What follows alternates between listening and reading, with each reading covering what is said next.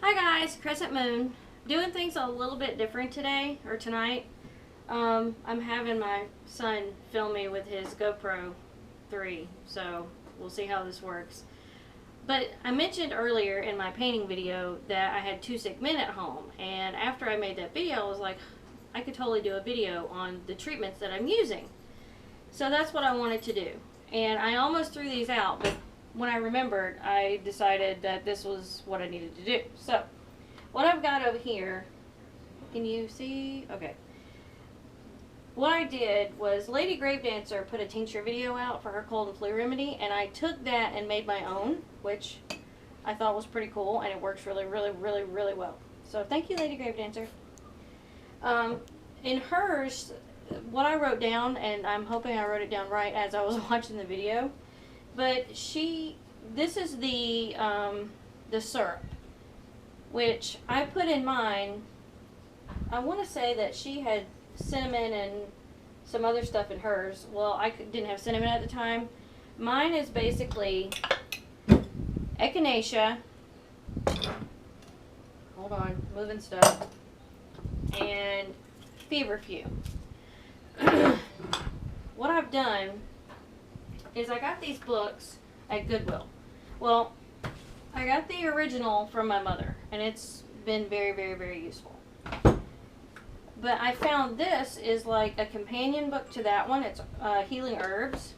And before I did any of my other stuff, there's a noodle in there, I went through and I made sure that what was going on or what was going in was accurate and did exactly what I needed it to do.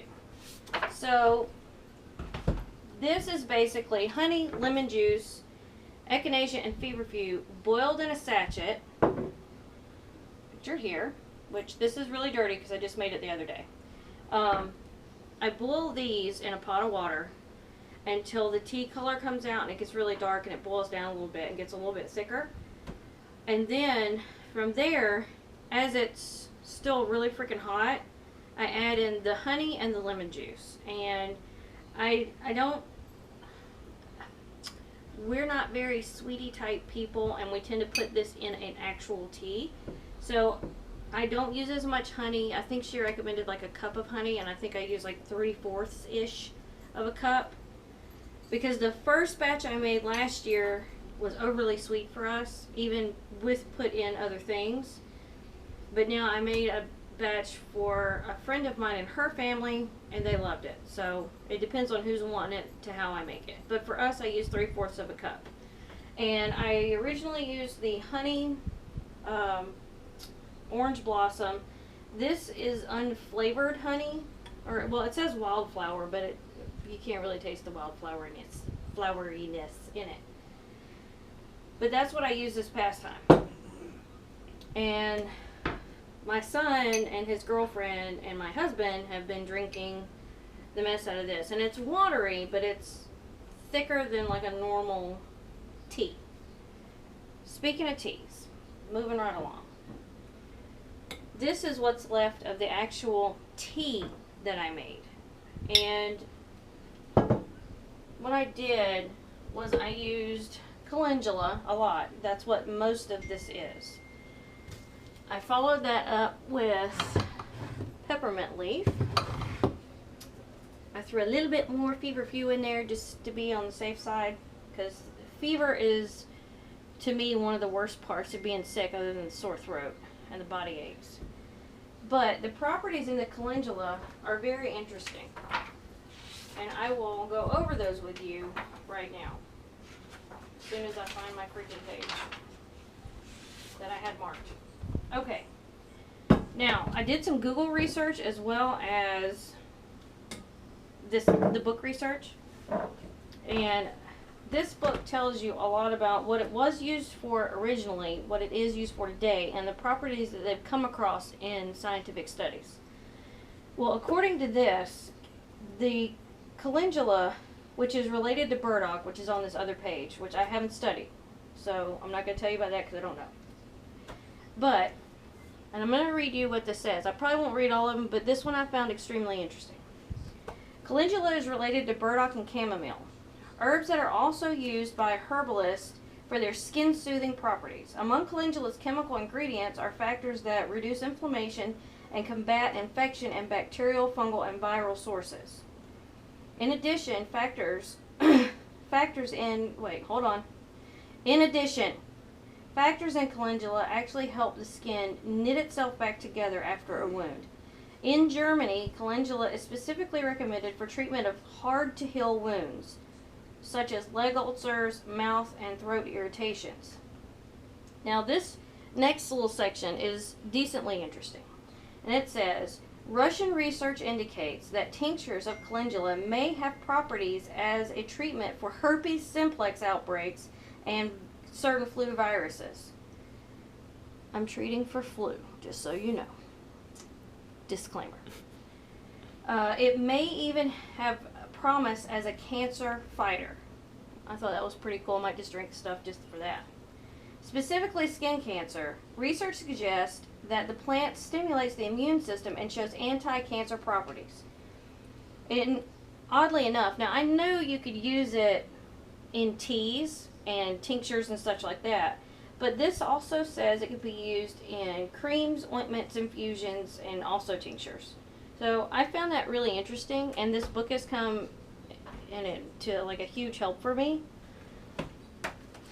And I have gone through here and researched other things like the echinacea and then the peppermint. Now, there's one other thing that I put in here. I put in and I don't know why, because when I did it, I guess I had a purpose for it, but now I can't find the purpose because I don't remember. But there is a piece of star anise in here, and I'm not really sure why I put that in there. So there's that. I wouldn't recommend it. Not really sure like why I added it. At the time I had a really good reason, but being scatterbrained, I don't remember now. Alright, on top of the tea and the syrup, I've also done now this is just echinacea and feverfew, but it is the 6-week tincture that has vinegar in it. And when you put it on, like, if you like vinaigrette stuff, it's okay there. I'm not a fan, but I eat it when I have to, like in salad or on a sandwich that has a lot of meat, because it's not my favorite thing. I'm not huge into vinegar. I love mustard. That's about it. Which mustard? Never mind. Don't worry about that. I don't know why I said that. But I just wanted to go over some of the stuff. And this is my Book of Shadows. And this is where I keep, and like I said in another video, it's a jumbled mess. I've tried to organize it, but it's not as organized as I want it to be, and it's not the final product.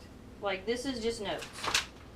And what I've done is every time I come up with an herbal remedy or I see something that someone else has done, I try to write it down and remember it. So I have several pages, those are blank, of just information on different herbs and things that I want to do. This is the daily tea cold flu tincture. And what we do with the tea is, okay, so I made this out of the sachets. Well, we boil some water, and I'll take you over here to my tea stash. Don't look this way. There's stuff out I don't want to see. I take you over here, and I've got a thing of Earl Grey and whatever this was. I think this is just a normal black tea. I'm not real sure. Anyway, we make a cup of tea, and once a day we'll put this in it if we don't drink it straight. And you don't have to use sugar at that point because it's super sweet. And then in the evening, we make another cup of tea and we put this in there. Now, I don't use this in tea because the vinegar just overpowers it and it's just not good. I did try it. It didn't work very well. But we do use tea a lot when we're sick. We're not really big on drinking hot tea on a normal basis, but when we're sick, because of the sore throat and the mucus, it helps. So then we use this, and we do kind of like a half and half mixture. Make a cup of tea. While it's hot, we add this, add a little spoonful of sugar, stir it up, and let it steep with the actual tea bag. But that is what we do at my house for colds, flus, sore throats, runny noses, the touch of any kind of sickness. and we're making this. So I hope that helps. I did a lot of research, so you know that's what I would suggest. And everybody, you know, you can put all kinds of, you know, you can use your herbs. That's what they're meant to. That's why we have them. That way we can heal ourselves. And as witches, that's what we do. That's what we're good at. Or at least some of us. Some of us not so much. Everybody's got their gifts and talents. I like to do this. I wouldn't say I'm perfect. I wouldn't say I'm very good at it, but it makes me feel good that I'm helping my family and not having to pump them full of chemicals that I can't identify. So that's my take on it. That is my witchery in the kitchen for sickness. And I think I just lost my train of thought. But anyway, if you have any questions, have any comments, need any, you know, if you want to know where I got some of my stuff or anything like that, any communication at all, leave it in the comment section and let me know. Or you can find me on Facebook. Either way. But thank you. Have a good night. Blessed be. And stay healthy. Bye.